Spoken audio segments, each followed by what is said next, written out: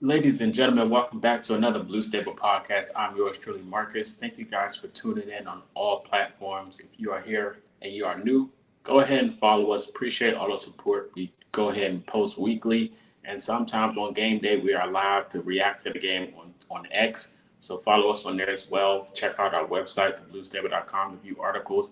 But I'm here, Marcus, to give you the Week 7 recap of the Los Angeles Chargers versus the Indianapolis Colts. The Indianapolis Colts traveled to Los Angeles back to SoFi Stadium for round two in that arena, and the Colts wind up winning this game in an amazing fashion. The offense just looked unstoppable from the beginning to finish. We're going to go ahead and hop into this game and talk about our takeaways of the segments and what happened. The score was 38-24. The Colts remain the top team in the AFC and the best team in the NFL. Who would have thought that this would have came? A lot of people, this team took us by surprise. Of course, new ownership, new quarterback, things of that nature. With the situation with the Colts had, with the QB carousel and everything, Daniel Jones steps in out of free agency, first time becoming a starter from the offseason, going into the year. A lot of people was in question and trying to figure out the decision. A lot of fans was on edge about, still giving Anthony Richardson a chance of that nature. There was a few Colts fans that said Daniel Jones, was going to go out there and play some good football, and they had faith in him. And he wound up going out there, and he's currently doing his thing right now. So we got to give credit where credit is due. All credit to Daniel Jones out there playing phenomenal football. Hopefully, he can keep it up moving forward into the season. Of course, a lot of haters out there in the football world still aren't giving the Colts credit for what they're doing currently. They're talking about how weak the schedule may be and strength of schedule, things of that nature. But if you look at the glass half full, of course, but if you look at these games, a lot of these teams that the Colts are playing are phenomenal, pretty good on defense. A lot of these teams have won good games, but of course, when they match up to the Colts, they don't want to give them credit. But if you look at how they're playing football, you have to take with a grain of salt. Stats won't do it justice. You got to actually watch the game to see how they're playing the game. They might have one of the best offenses in the league, if not the best, just due to the tempo that they run, the pass blocking, the run blocking, the mechanics at the quarterback position, the chemistry, the commodity, all of those things. As a unit, as a whole, the offense looks phenomenal. The defense has they have their woes and their struggles, but that's only due to the injuries that they have on that side. But still, in doubt, the defense is still holding their own, so they got to give credit for that as well. Lou Anarumo, with what he has out there on the field, due to all of those injuries, are still holding their own and playing good football. Of course, they have hiccups and they might have, had big plays and things of that nature, but they still do hold teams from scoring. So that has a lot to do, and give credit where credit is due. Now, if we talk about, the biggest issue for the defense, in my opinion personally, and it showed its rear end this week again, is the pass rush. The pass rush has been the issue since coming into the season. And we knew that was going to be the issue regardless, just due to, us not having that go guy on the pass rush scenario. And of course, I'll say Latu is the guy on the pass rush scenario besides DeForest Buckner. But on the edge rush, it's definitely Latu. But besides Latu, there's no guy on the other side that's going to really do that damage. Now, they have been getting pressures. If you look at PFF or anything like that, they're going to say, oh, the Colts are good at getting pressure, but they're not getting sacks. They're not getting home. Like, they're going out there and actually winning their reps, but they're not finishing the reps. Like, a lot of these games, these quarterbacks get the chance to go out the pocket and make extra moves or extra time. And, as a dream idea, you will hope the Colts will go out there in the market and go get another guy to pair up with Latu, because that'll just complete the defensive line. They have a good rotation pieces, like a lot of these rotational pieces. There are a lot of pieces that you can throw in there and go cause some damage, but they're not just getting home. It's just that simple. Like I said, they haven't been a huge disappointment, but I would like them to go finish their meals, if that makes sense. If you guys understand what I'm saying, just share your thoughts in the comment section about the pass rush. The secondary, I think, is pretty decent. Of course, it can be fixed as well. But like I said, the biggest issue, in my opinion, is the pass rush. The secondary is banged up with injuries, but they still hold their own. And we're still waiting on Jalen Jones to come back from injury, and his time's coming back. Kenny Moore came back this week. And I think he played some good football, coming back from that Achilles injury. He was still hobbling around, as you can see, but I think he held his own on a lot of reps. So it was good to see him back on the field. But let's go ahead and hop into this game and take away pretty much happened from first quarter to fourth. I'm going to go through all the touchdowns and who pretty much stood out after that fact. So to start the game, of course, in the first quarter, Jonathan Taylor and the Colts was the first points on the board. They wound up mixing the extra point. So after that, I was like, uh-oh. But Jonathan Taylor ran for 23 on the touchdown. And then after that, the Chargers came down 3 minutes after and wound up kicking a field goal. So now the score is 6-3. But the Colts answered right back immediately in the second quarter with the touchdown, Daniel Jones to Michael Pittman Jr., which was an open touchdown. It was a beautiful play call. And then we got the extra point. We wound up making a kick on that. So now the score is 13-3. And then, the defense held their own. And the Colts wound up getting the ball back, and Daniel Jones completes the touchdown to Tyler Warren, who was wide open, pretty much opened the whole game, in my opinion. So now the score is 20-3 after the extra point is made. Then the Colts wind up, going back down. Defense holding their own again in the first half. At the end of the half, the Colts settled for 3 and not 6. A lot of people was hoping the Colts would be aggressive at the end of the half, just due to the Chargers getting the ball back in the second half. But the Colts took their points. They drove down the field. It was a good drive. Surgical, but their objective, what Shane Steichen said at the end of the half when he was interviewed, was we wanted to get points and make sure they don't get the ball back. And which they did. It was a good drive. Like I said, I would have been disappointed if they didn't get any points, but they wound up getting 3. So 3 is better than nothing. So now the score is 23-3 going into the half. Then my thoughts going into the second half was, how's the defense going to play, and are they going to hold their end of the bargain? Offense has been playing phenomenal. But if we do know the Colts of the past, the Colts do just falling asleep in the second half, especially if they're up. If anybody can remember that Minnesota Vikings game, that's just the greatest example I can give you. But they went out there and showed that this is not the team of the past. Even though they had some hiccups, the Chargers finally got on the board and scored a touchdown. Justin Herbert found Quentin Johnston for a 7-yard touchdown just back in the end zone by himself. They wound up making the extra points, and now the score is 23-10. But lo and behold, the Colts offense would say, you know what, hold my beer, I got it. Jonathan Taylor rushes for a touchdown, 8 yards, just clean up the middle, on the sideline of the field. And they wound up completing the 2-point conversion to Michael Pittman Jr., which was beautiful. So now the score is 31-10. But the Chargers wind up answering right back, holding the ball for 6 minutes. And Herbert completes the pass to Keenan Allen, which was a touchdown, 4 yards, missed coverage there.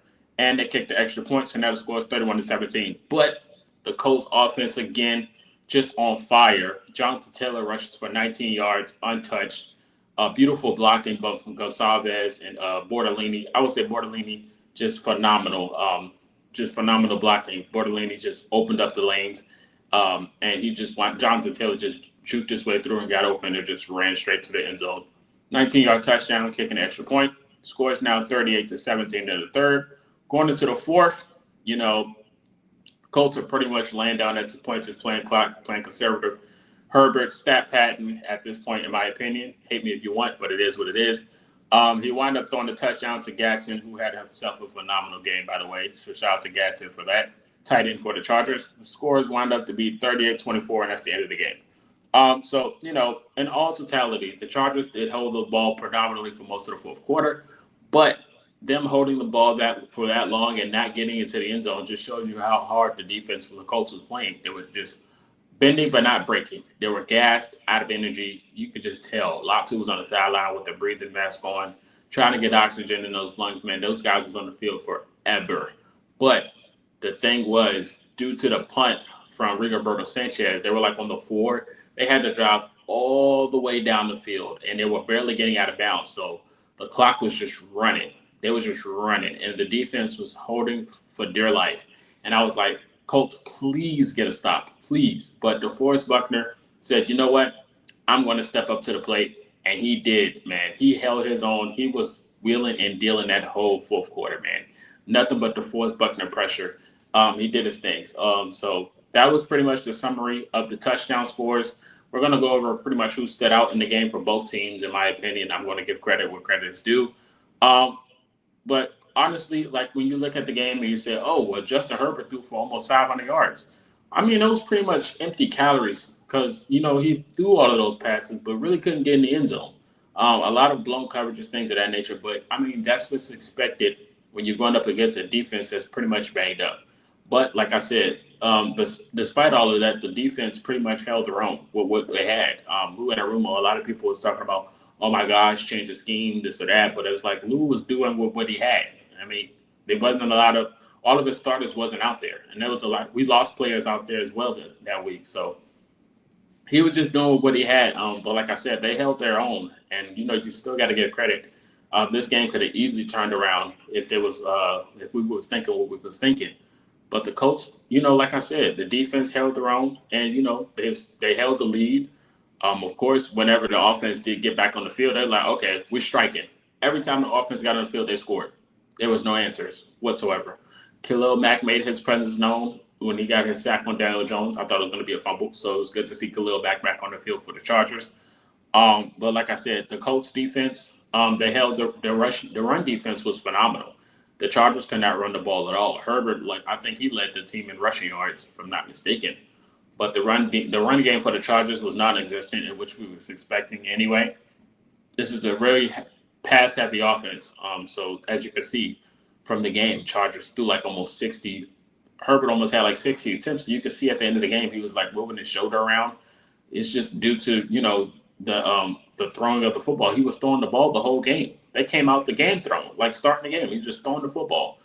So of course, I mean, it's going to do a lot of damage for Herbert moving forward, just due to all of the passing he had. But like I said, he was willing and dealing. Like he was launching it. He was getting the ball out. So you got to give credit for that. But like I said, it really didn't do anything. He threw 2 interceptions. Shout out to Nick Cross, beautiful interception in the red zone, and Grover Stewart got him one, which was an amazing play. He wound up walking into the arena with the Boss guitar, which was amazing, and then him wind up catching the interception. It was just icing on the cake. It was beautiful. So I would love to see who's going to get the guitar next week. But Grover Stewart had himself a phenomenal game too, so give credit for him. Nick Cross had a good game. Besides, he went out with injury. I was scared for a second, but he wound up coming back, so that was good. But Grover Stewart had himself an interception, and Nick Cross had a pick as well. It was good seeing Naheem Hines out there. Vidal had some explosive runs for the Chargers, but it wasn't really, nothing really alarming. But he had some explosive runs. He was used a lot in the receiving and the passing game. McConkey had some nice reps. Gatson, the tight end for the Titans, he was tight end for the Chargers. Excuse me, the tight end for the Chargers. He had himself a good game. Keenan Allen, he was just unguardable, man. He was out there grabbing everything. But that's expected from Keenan Allen. Quentin Johnson was pretty much invisible. But yeah, other than that, St. Juice, he has himself some good reps for the Chargers. So give him credit. But that was pretty much it. Like I said, Herbert had himself a good game, but a lot of his stats was empty calories. He was just throwing the ball the whole game. So most of his stats is fabricated, but you still get credit for what he was trying to do. But the offensive scheme for the Chargers, I think it's Greg Roman with the offensive coordinator. His play calling is like, it'll get you down the field, but every time they got into the red zone, they just couldn't really figure anything out. They had a few successes, but their success rate in the red zone was not good at all. And what I've heard per history from this season, that's been an issue all year long. But, like I said, this isn't a Chargers podcast. I'm just going off the game, but what we've seen, his offense can get him down the field, but he can't really get in the end zone. And it showed, but you still get credit for the Colts defense. Like I said, injury prone or not, they still have their own and they did their thing. So credit to the defense, regardless of how people may think during that game. Like I said, this team is still one of the best teams in football, if not the best, just due to how they're playing. But switching it to the offensive side for the Colts, this was the best side of football for the team. Daniel Jones, willing and dealing, just doing his thing, man. A lot of passes. There was a few plays where he was just like overthrown, but he didn't do anything out of the ordinary. Like I said, he was still a game manager, still playing good football, hitting his layups, the easy passes, the safety blankets, all of those things. He was just finding the receivers at the right time. Alec Pierce had himself a good game. Alec Pierce showed you how important he is to this offense. I know he got a contract coming up and things of that nature, but today, that game, he showed you how important he is. When he was gone, we were like, man, if Alec Pierce was on the field, he would make a play. And against the Chargers, every time when you threw it to Alec Pierce, you knew he was coming down with the ball. He's just that type of receiver, man. He's that go-get-it guy. So he had himself a phenomenal game against the Chargers, so give credit to him. Oh, Amir Abdullah, backup running back for Jonathan Taylor. I think that's a phenomenal running back duo, a phenomenal backup running back as well. Abdullah has some good reps when he came on the field. He's like an angry runner too, man. When the runs he had, he just didn't want to go down. So he's definitely a good running back to have to pair up with Jonathan Taylor. Both of those guys was doing damage. Jonathan Taylor, another game, trifecta, 3 touchdowns. Jonathan Taylor just running away with the MVP award if he wins it, man. That guy's having himself an amazing season. MVP year. This is the best version of Jonathan Taylor that we've seen since he got into the league, man. Like, this guy is unstoppable. Best running back in the league, hands down. So, yeah, give credit to him. Tyler Warren, a stud. This guy is he just shows you how important he was to get coming out that draft, man. This guy is perfect for this Shane Steichen offense, man. He was what this team was missing. And he's so reliable in blocking and receiving. Every time he caught the ball, he was just wide open. It's like they forgot about him. But every time he was open, he got the ball. He just ran for so many more yards, man. That guy, he's just a baller. He's just a baller. And he's the perfect fit for this offense, man. Another good game for Tyler Warren. Him getting in the end zone, of course, was a thing of beauty. He was like 17 yards per catch. He was just, every time he caught the ball, he was running. He was just gone. So he had himself a good game. Michael Pittman Jr. had himself a good game. He got in the end zone. Seeing him score was a good thing to see as well. It was good to see A.D. Mitchell at the end of the game. He got himself a nice rep. So, hopefully he can, earn his position back. He's still going out there, or look like he's on rep count still. But it was good to see him out there on the field. Anthony Gould, he was out there a lot, due to the injuries that we're going through with right now with Josh Downs and them. Gould was out there a lot, so that was good to see. I think Gould's phenomenal. He had himself a reception. But, they can throw something in the package. Shane Steichen. And, it's just another thing to think about. With all of these weapons that we have in offense, this isn't even the end of Shane Steichen's playbook. His playbook is so deep, and he showed it this week against the Chargers of how creative he can get. He's showing things that we haven't even seen yet. So it's just like the play calling is phenomenal. The game plan is phenomenal. The players actually executing it is phenomenal. Like I said, this team is on one right now. They're on pace to having a very good year. They're playing phenomenal right now. Hopefully they can just stay consistent and keep it going. So like I said, they're out there playing a good game. But Kyle Blackman, give credit to him for having a good game. He lost a few reps, but I think in solid. I think he had a solid game. Like I said, Nick Cross had a good game. DeForest Buckner, Kenny Moore coming back. Edwards, he was getting picked on, but he had a few good reps. Cam Bynum had some good reps as well. So, and other than that, we have to give credit to Zaire Franklin. A lot of people question Zaire Franklin in zone coverage, but at the end of that game, when he was lined up with McClunky, he was hawking him down. Beautiful zone coverage. Beautiful coverage, man coverage, I would say. Just playing the ball. He was just playing it perfectly. A lot of people question Zaire in zone coverage, but I think he did a phenomenal job. He stopped the touchdown from happening, and he showed, man, he was out there. The vets had to step up this game, just due to the lack of roster player availability. I said the vets got to step up just due to players not being there available. And the vets did. Zaire was one of those guys that stepped up. Jermaine Pratt, I think he had a iffy game. He's still but he's better than what we had previously. So, but like I said, he's still iffy, 50-50 in my opinion. Neville Gallimore is another guy that stands out to having a phenomenal game. I think he's very solid rotational piece. He's been having a good year. Besides just the game against his Chargers, I think he's been having himself a good year. So give credit to Latu as well. But other than that, man, those are the only guys I can really think of that had solid games. Everyone else were just fill-ins. But that was pretty much the recap of how I thought about the Colts and Chargers game. Like I said, the offense is on pace of having one of the best offenses out there. They're playing phenomenal right now. Hopefully they can keep it going. Next week is a rivalry game, divisional game. So we'll see how that goes. And hopefully the defense can lock it in and, actually hit home next week. And if the Colts will go out there and make some moves, trade deadline's coming up. There's some pieces that's needed on the defensive side. And whenever you're winning and you have a target on the back, you want to try to fill those holes before it gets too late. When playoff time comes around, you got to be available in all phases. So it'll be nice to see the Colts go out there and make a move at trade deadline. So we'll see. There's a lot of players available. It's going to be interesting. But you guys let me know your thoughts in the comment section about the game. How do you feel? Who stood out to you the most? What player stepped up? Things of that nature. How do you feel going into next week as well? But we'll be back with the preview of the divisional game at the end of the week. But you guys subscribe, stay tuned, follow us on all platforms. This is Marcus, and until next time, go Colts. You guys have a good week.